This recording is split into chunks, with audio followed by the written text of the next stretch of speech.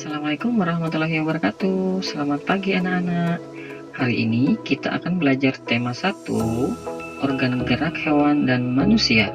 Di subtema 2, tentang manusia dan lingkungan.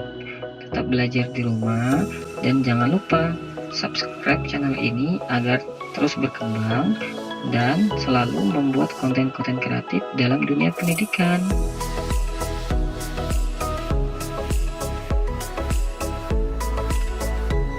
Di pelajaran pertama ini, mari kita belajar ilmu pengetahuan alam tentang organ gerak. A. Fungsi organ gerak dalam aktivitas sehari-hari. Anggota tubuh dapat bergerak karena adanya otot dan tulang.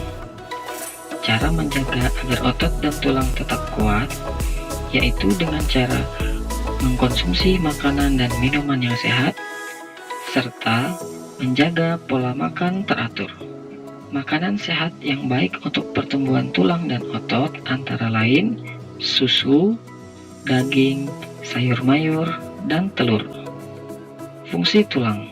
Yang pertama, menopang tubuh, memberi bentuk tubuh dan tempat melekatnya otot.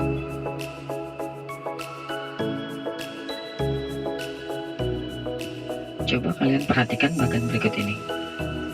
Tulang terbagi menjadi 2. Yang pertama berdasarkan bentuknya dan berdasarkan zat penyusunnya. Berdasarkan bentuknya, ada tulang pipih dan ada tulang pipa. Contoh tulang pipih adalah tulang telapak tangan dan tulang rusuk. Contoh tulang pipa ada tulang paha dan tulang lengan.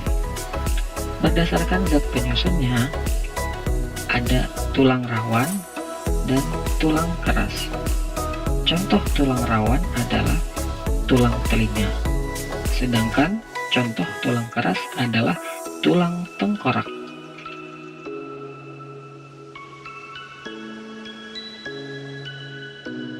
Coba kalian perhatikan tulang lengan berikut ini.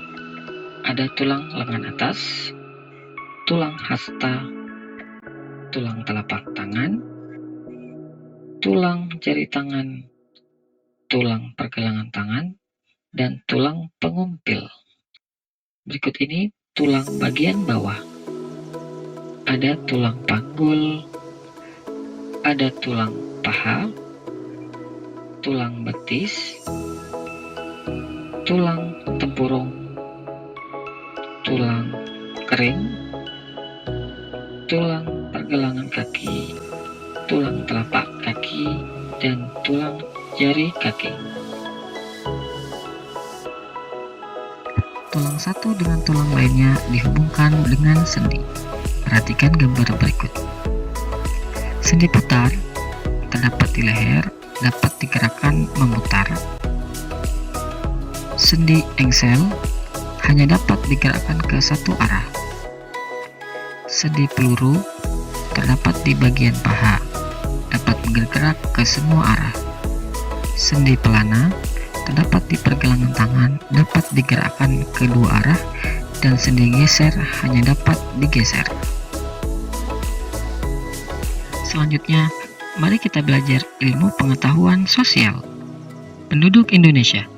Jumlah penduduk Indonesia dari tahun ke tahun selalu bertambah.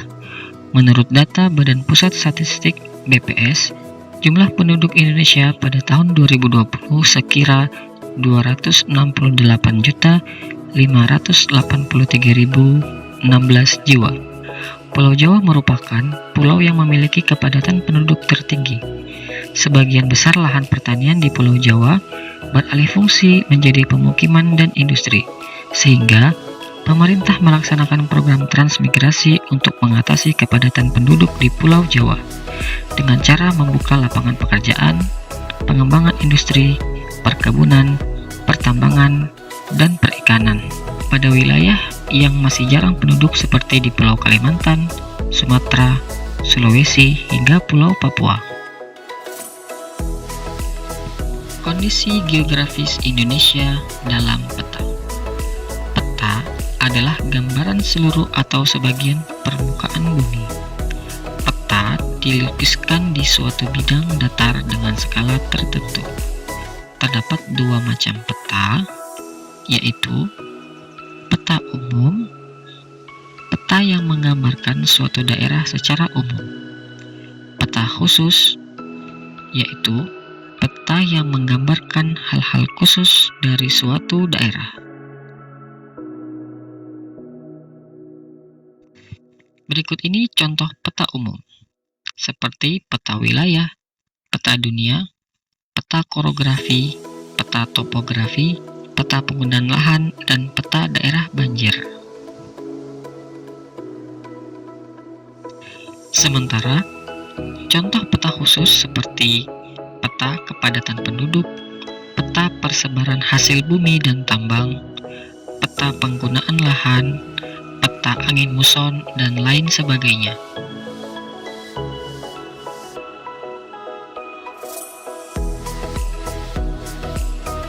Selanjutnya, bentang alam Indonesia.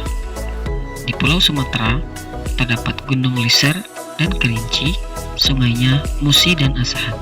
Dataran di Sumatera memiliki cukup banyak hutan hujan dan hutan gambut. Floranya ada burung jumpa dan kenanga. Faunanya terdapat gajah, orangutan, dan harimau. Sementara di Pulau Jawa terdapat Gunung Semeru dan Merapi, sungainya Bengawan Solo dan Citarum. Datarannya banyak hutan hujan dan terdapat padang rumput kering di Jawa Timur. Floranya ada salak condet dan gandaria. Faunanya banteng, ayam, dan bekisar. Di Kalimantan sendiri terdapat Sungai Kapuas dan Barito. Sebagian wilayah ditutupi oleh hutan hujan. Floranya ada anggrek hitam, orangutan, pesut, oa, dan bekantan.